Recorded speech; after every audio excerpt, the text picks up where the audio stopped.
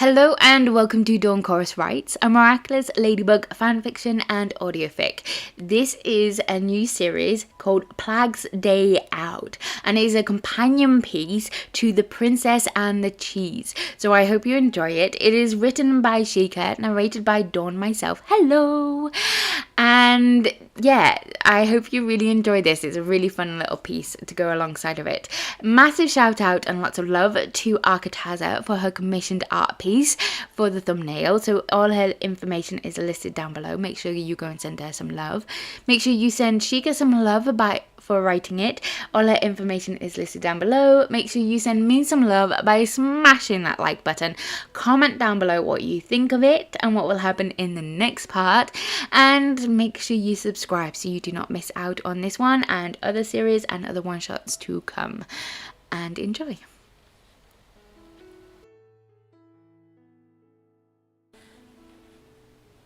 Chapter 4. Plagg says, kiss the girl.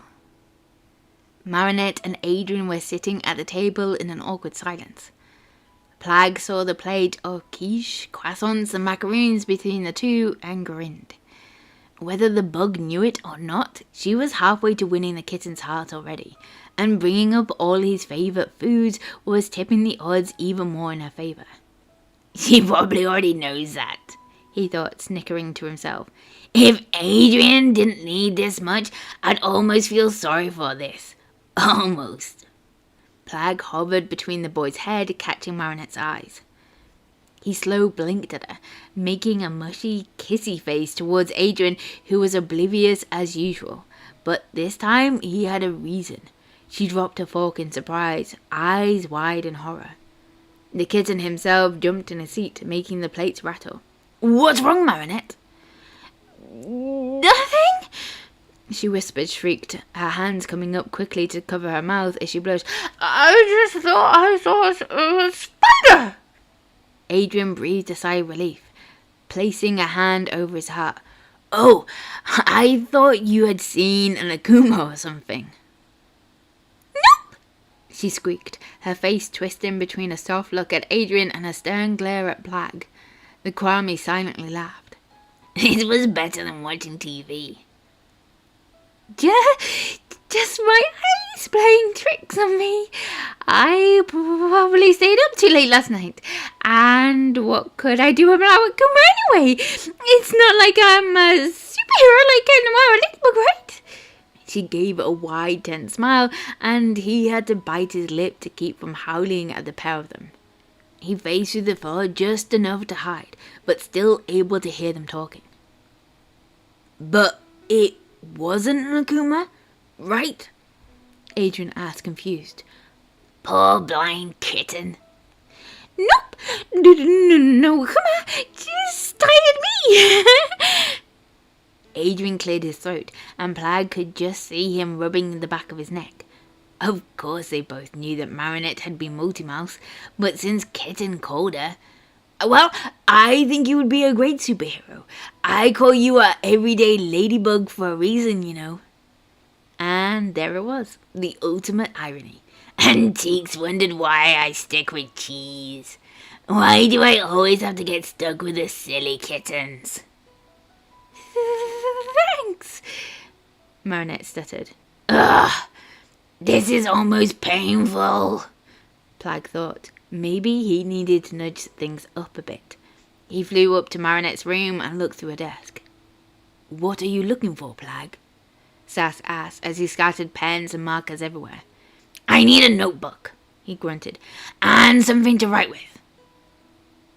Then I will assist you. Mistress Marinette will be most disturbed if you make a mess and she cannot find what she needs. Oh, believe me, Sass, I've got what she needs and he's sitting downstairs. Just get it for me, will you? After a few frantic minutes, Plagg snuck out through the trapdoor and down the stairs. Adrien was staring sappily at Marinette and holding her hand. At least he's not completely hopeless, he mused. Well, playing wingman for both of them is much more entertaining anyways. You have so many people who care about you, Marinette. his kitten murmured softly. Including me. Plagg got the composition book ready and opened it to the first page of his notes. She blushed and looked down at the hands on the table. I know, but it's not the same. I just wish... He floated into her line of sight, and suddenly Marinette's darkened eyes locked on to Plagg. Her eyes flickered from him to the sign he held, reading, Just tell him already! Her eyes widened as the next sign read, He's totally into you! The last one of, Just pretend he's Cat Noir! Made her glare at him in horror as he was a phantom from a gothic novel. A hand popped up to cover a barely audible squeak. Oh, you need milk. Milk. I'll get you some. Can't eat cookies without milk. She jumped up, the mood lost in her nervous activity. Plagg slapped a paw to his face in aspiration. Never mind. These two are hopeless. He uncapped the pen he brought down with him and started scribbling, fully aware of Marinette holding a hurried, embarrassed whisper argument with Tikki in the fridge. When she had brought the milk back to the table with a tense smile, Plagg flew low, out of her line of sight, so that he hovered between her head this time. Adrien was staring at her with such a mushy, lovelorn expression on his face that he barely got the kitten's attention. With a smirk worthy of the Black Cat of Paris, Plagg held up the book again. You wanna look at her, you know you do. The boy's pupil contracted in surprise that slid into shock when he read the next sign. You know she wants you to, so there's only one way to ask her. Adrien closed his eyes and let out a soft sigh. Adrien, would you like a macaroon? I know they're not passion fruit, but if I knew you were coming today, I would have made you some. His eyes popped open and he smiled at her, but Plagg could see the sweat beading under his collar. Marinette, you don't need to give me all my favourite foods. I'm happy just to spend time with you. Really? She squeaked, and Plagg could see the back of her neck blushing pink. That was his kitten. Yeah, Marinette, I was wondering if... Yes? She asked. Adrien flickered his eyes up, and to see the widest, toothy grin that Kwame had ever managed before, he flipped the page. Go on and kiss the girl! No! The boy shrieked, making Plagg's ears hurt and leaving him wondering if the girl's human ears could even pick up that pitch.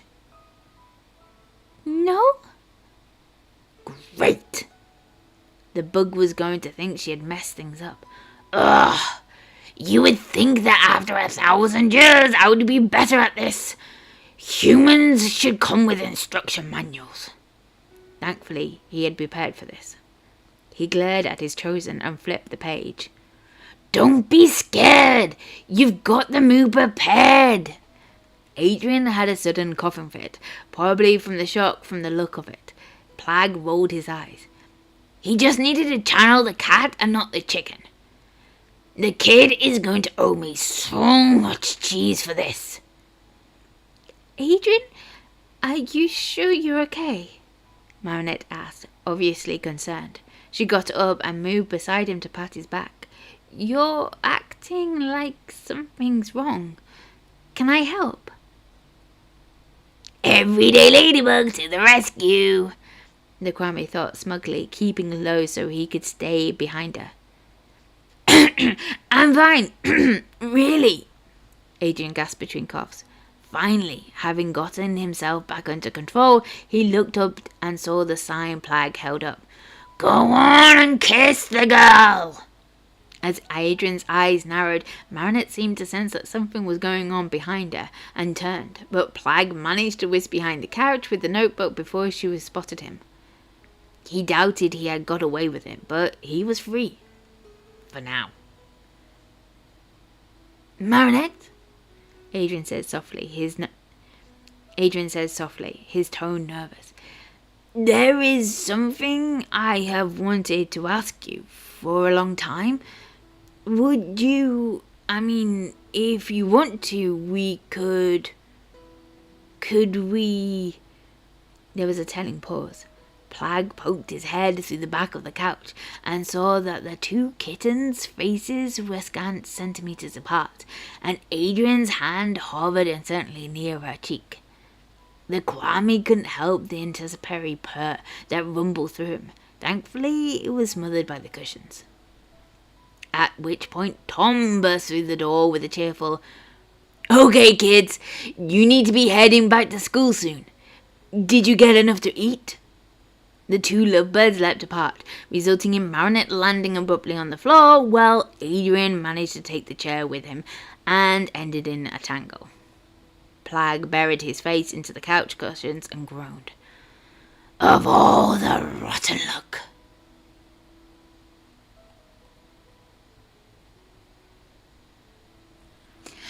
Thank you for listening. I love this Plagg making matchmaker.